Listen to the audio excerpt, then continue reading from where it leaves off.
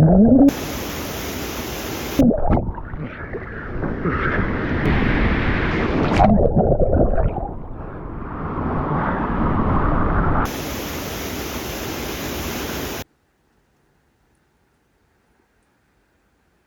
am James ALOFS. I left the big city to build an off-grid homestead on 40 acres of Canadian wilderness.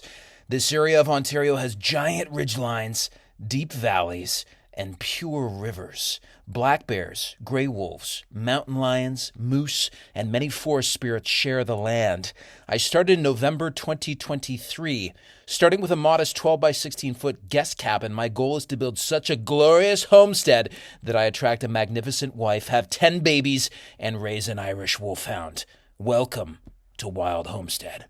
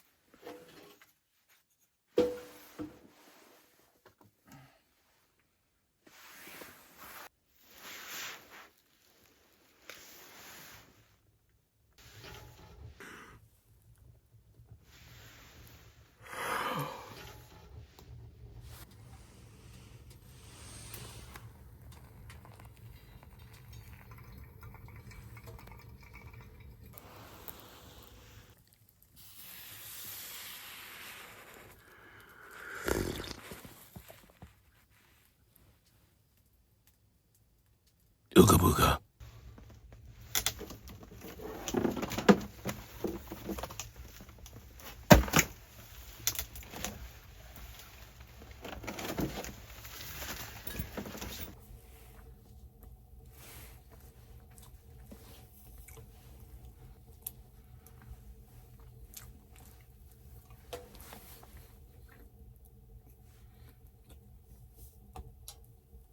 Oh my God. Almond butter and banana is so much better than almond butter and chicken. Holy Lord.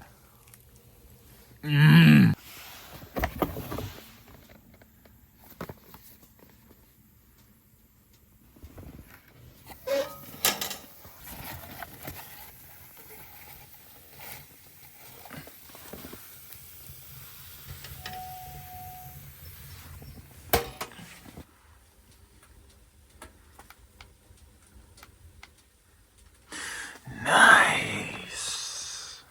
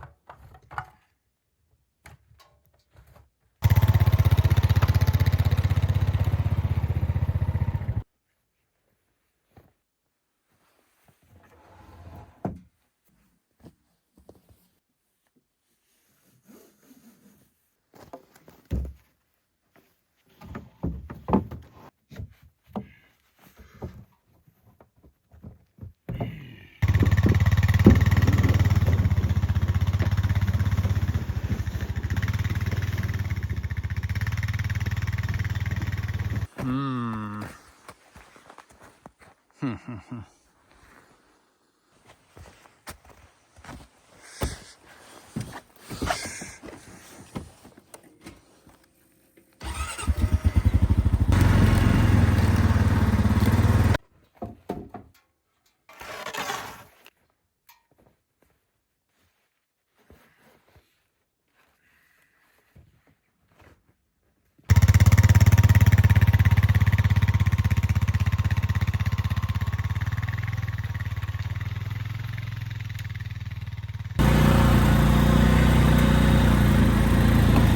Whoa!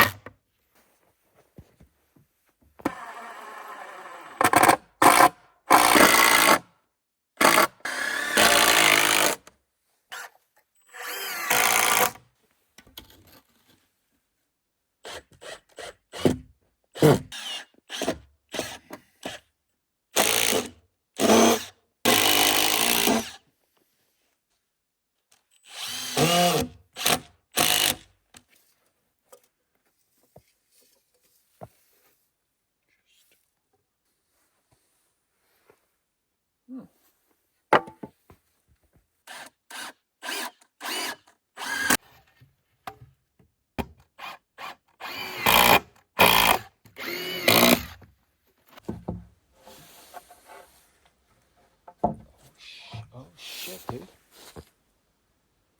Is there enough?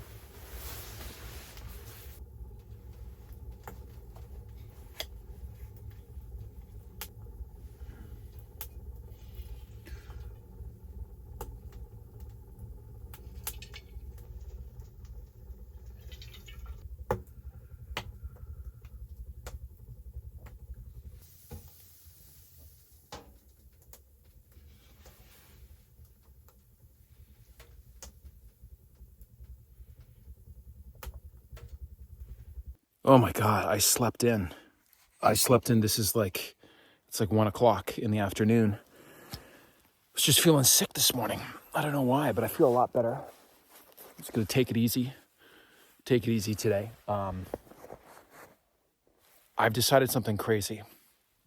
So I've got the 2 roof beams. I've got 3 roof beams here, but instead of putting those up first, I've still got the logs to do a 14th layer.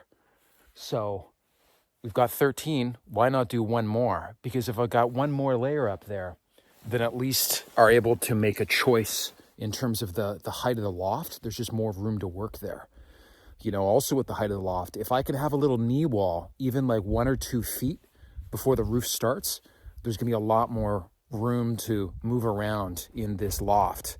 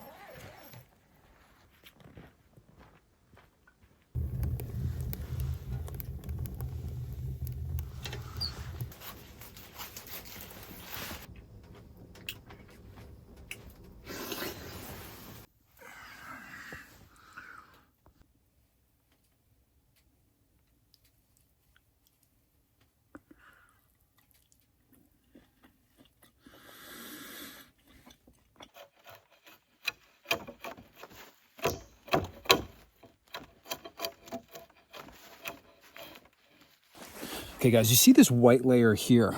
It's very easy not to take this off. It's a thin layer, and when you're peeling logs in the spring, because I test peeled 11 balsam firs on my buddy's property in the spring, last spring, to prepare for this entire venture. And in the spring, the bark comes off so easily, at least with balsam firs, probably less so than spruces like this. You literally just get a little edge going with your draw knife, and you can peel off giant, like 5-6 foot stretches of bark. The problem is, and it'd be tempting just to leave it as is, right? Pull all the bark off. And then this thin white layer here, this is actually still part of the living layer. And what I found on my logs, because I peeled about 6 of them, I left for 3 or 4 weeks and then I came back. And what I had noticed is that this entire white layer on the logs that I had peeled, they developed this kind of black or brownish fungus, this mold on top. And from further research, I don't think that that's great. Apparently, it'll just mold up and then kind of slaw off. But I think it's definitely safer. It doesn't take very much extra effort to use your draw knife. And when you're taking this off, to also take this thin layer of white off.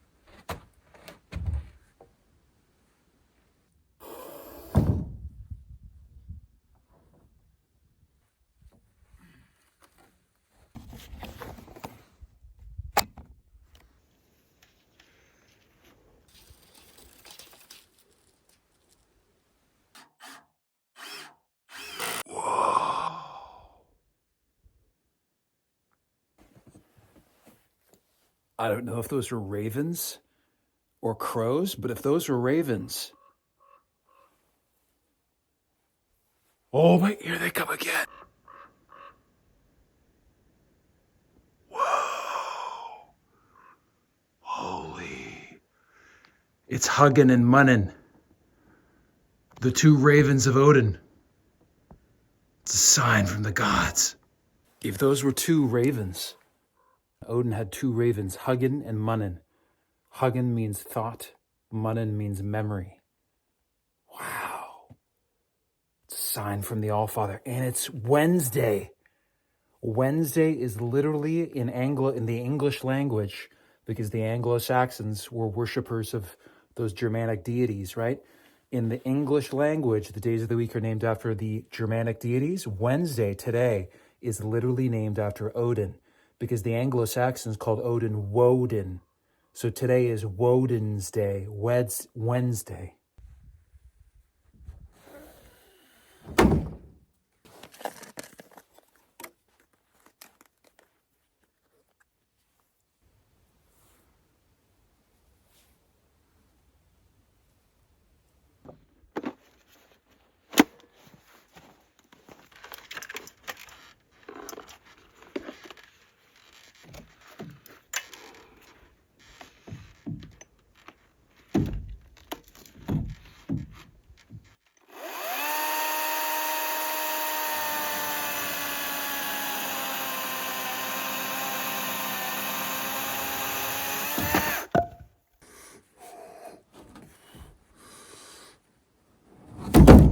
Whoa!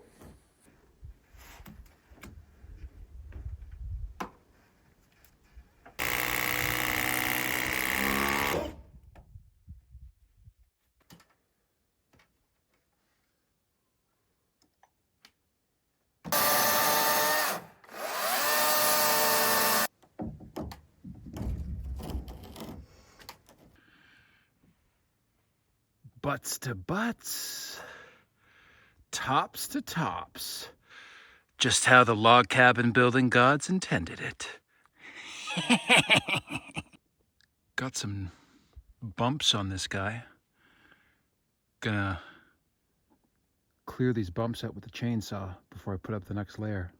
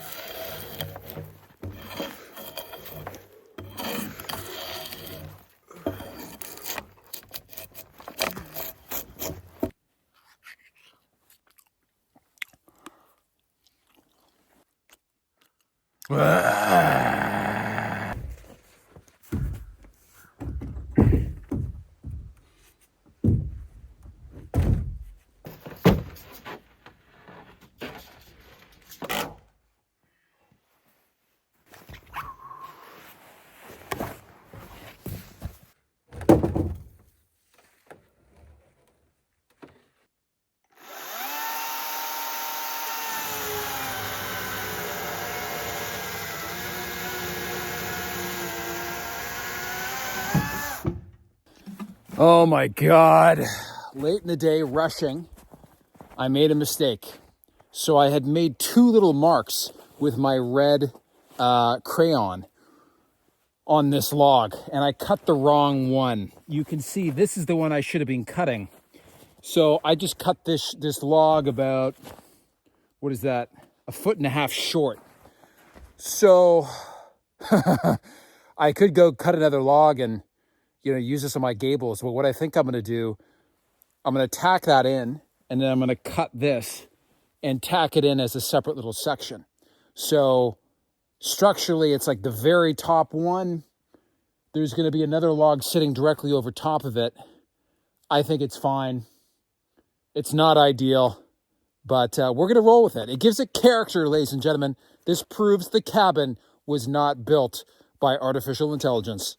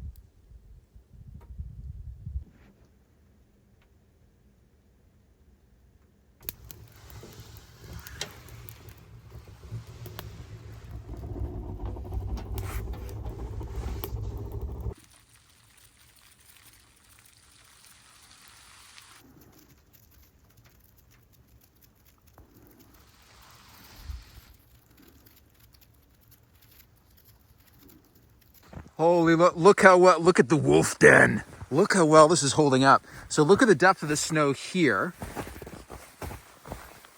It's like it's like basically up to my ankle. But back here, it's not even up to the side of my boot, the side of my sole. compared to out there, look at that. It's Armageddon, but up here, the canopy just intercepts so much more snow. So this is fantastic. This is going to be the wolf den in here where the ATV is. So it's pretty darn cool. James, it is I, Gundabad the dwarf. Gundabad the dwarf. Good Sir James, we see that you have been enjoying our gift of the magical dwarvish tool, this coffee and maple syrup-powered ATV. Now, do you recall, James, that you promised to complete, in exchange for this gift, a great task on behalf of the dwarvish people? Yeah, I do remember. Meet me at Thor's Red Oak on your land at midnight this Sunday. Your task shall be revealed. Sunday, midnight at Thor's Red Oak. Ugh. What have I gotten myself into?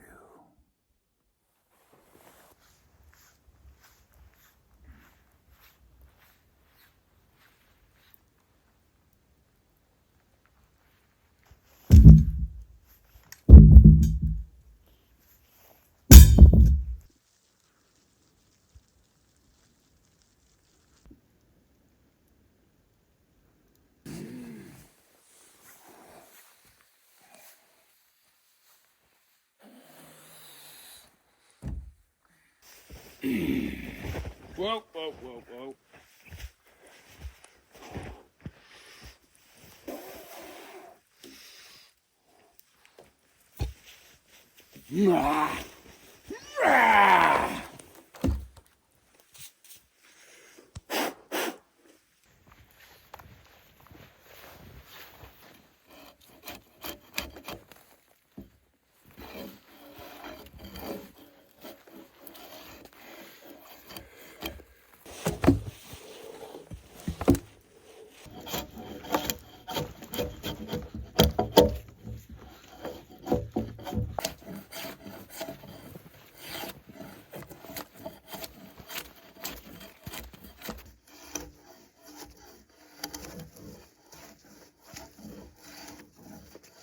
Hello. So today I'm wearing my rain gear. These are my rain pants and my rain jacket with my super thick merino wool base layer on. And it's about -2. And I find in this kind of weather, and it's right near freezing. Like if it's any warmer than -5, it's better to wear rain gear than winter gear because the snow, when it hits you, it just turns to water. So the most critical thing on a day like this, especially when you're working a lot, you're going to be sweating anyways, and your body's going to be hot, is staying dry. So having good rain gear, even in the winter, has been an absolute game changer and lifesaver out here. Keeping dry on these kind of super snowy yet warm days. So my 12-foot log ladders are now at more than a 45-degree angle. They're very steep, but we'll see if they can work this one last time. This is when I need to get these two first roof beams, the two eaves beams, this guy and that guy over there.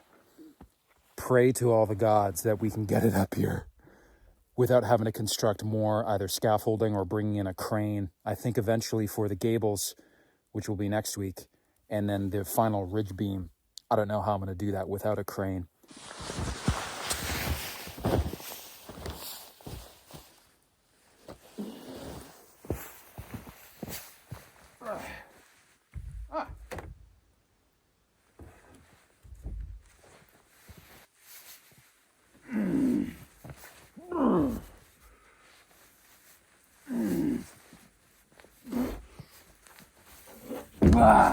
Whoa!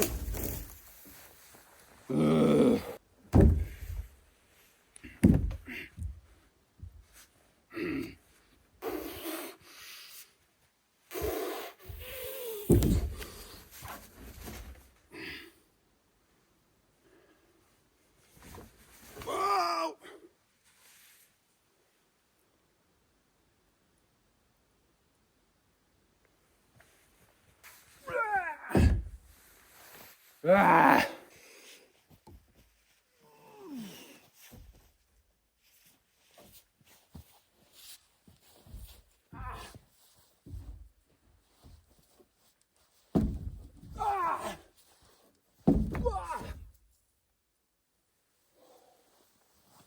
Holy Lord.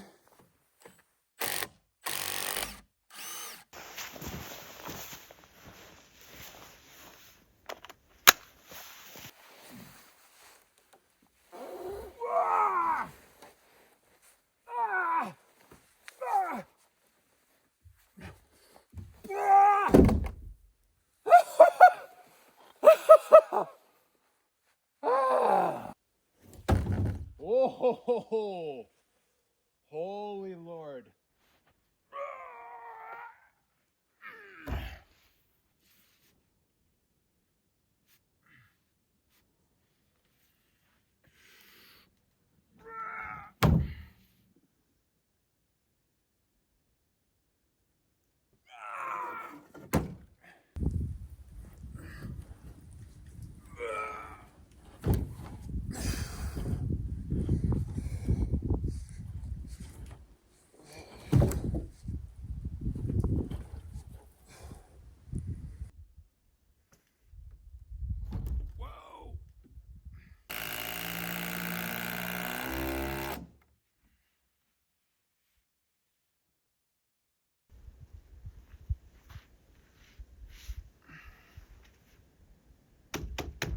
Oh.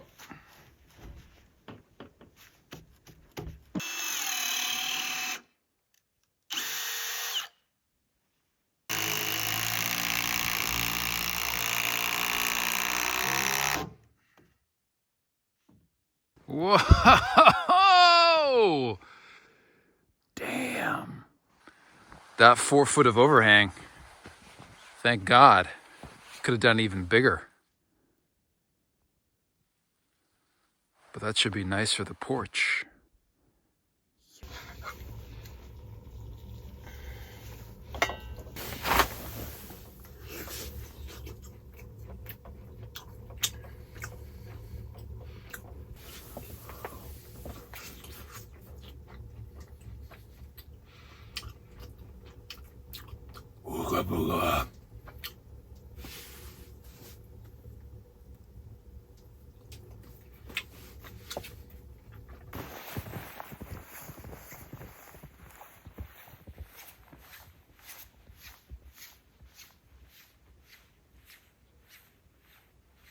Ladies and gentlemen, this is my outhouse hole.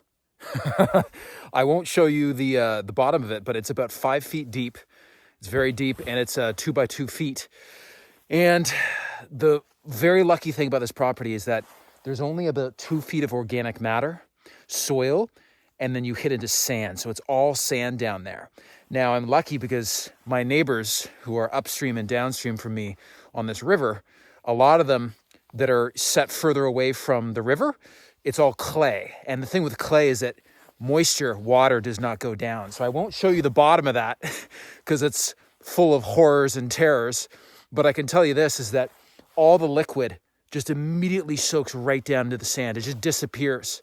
So generally, talking to my neighbors, a hole like this should maybe last them a year of 2 people using it every day. But for me, first of all, only 1 person right now, but this, because it's sand, all that liquid just disappears. So you've got freeze-dried turds at the bottom, but it should last quite a bit longer because of that sand. So it's pretty cool. Now you can see I've got this glorious little poplar tree. That's what I lean back and kind of sit on, and then bombs away, if you know what I mean. And I got this tip from my mother. She, when she was a teenager, was at camp and she did these really long distance canoe trips, and like way up into northern Ontario, way further than where I am right now. And this is how at night when they came to a campsite, they dig their outhouse hole and they'd put a log over it like that so people can sit on it without obviously falling in. So that was a cool hot tip for my mother and her experience, you know, long distance backcountry canoeing as a teenager. And, you know, obviously I'm going to be constructing the outhouse over it. But just right now, this area, it's been so dry this winter and so warm. You know, when it does snow, it just ends up melting and going right down the bottom. But yeah, you know, I am definitely going to build the outhouse. But step number 1, get this roof finished.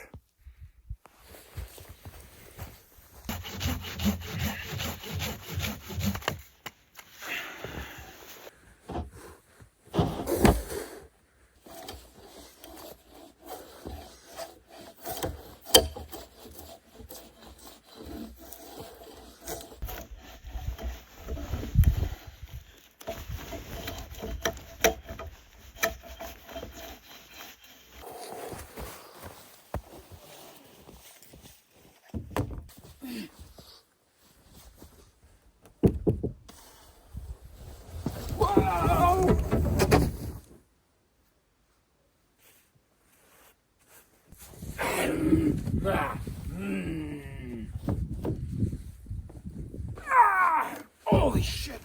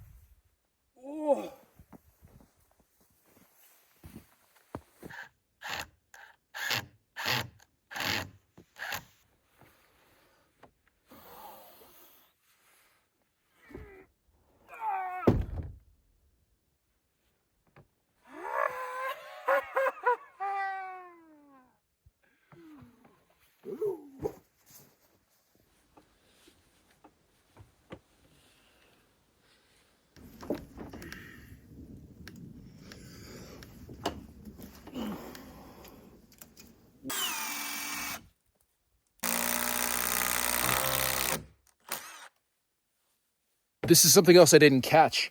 I'm really glad I put on a 14th layer before putting on the eaves beams here. Because if you see below, this 13th layer, this was a pass on these long sections. So if I had drilled this directly into the 13th layer, it would just be drilled into one other log, right? Because this log is a pass. It goes all the way out there. But by drilling it into a section that is a butt section, right? This 14th level, the long side of the wall is a butt section. It ends right here. What happens is that now this log is drilled into 1, 2, and then 3 logs, the third log at the back there. So it makes it much more structurally stable to have this sucker drilled into 3 separate logs rather than just sitting on top of one.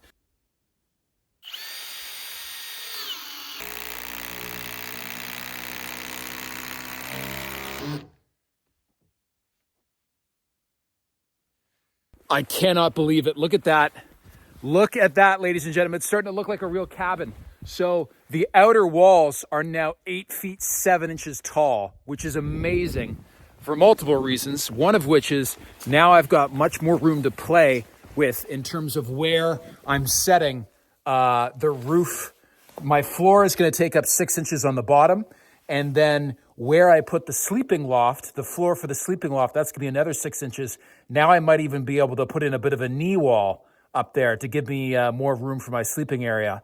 So that's pretty exciting. Look how tall those suckers are. But these ridge beams, these eaves beams rather, really tested my physical capabilities. There's no way I can get any more big logs up these log ramps. The next step, starting next week, is building up the gables. Those are the ends of the roof. So I'm using smaller and smaller logs to get up to the top of the pyramid. They're going to be 6 feet tall because this roof is going to have called a 12 by 12, 12 inches of run for every 12 inches of rise. And it's at a 45-degree angle. It's basically the steepest roof that people will generally build on a home, log or conventional. And the reason I'm building it so steep, all the folks in this area also have very steep ridge roofs because that way the snow just falls off. This area gets a ridiculous amount of snow. Generally, it's an El Nino winter, so it's very warm and dry this year. But generally, they get so much snow. All my neighbors say with a 12 by 12 roof, the snow just drops right off the side. Build up those gables, put the ridge beam up, and then the rafters will lay on top of these eaves beams and connect at the ridge beam at the top. So super excited to start building these gables. I don't know how I'm going to do this. That heavy duty scaffolding I built over there worked amazing, but I'm going to have to build scaffolding double the height, at least 8 feet on the ends of the cabin here to be able to work on the gables safely. So see you next week on Wild Homestead, ladies and gentlemen.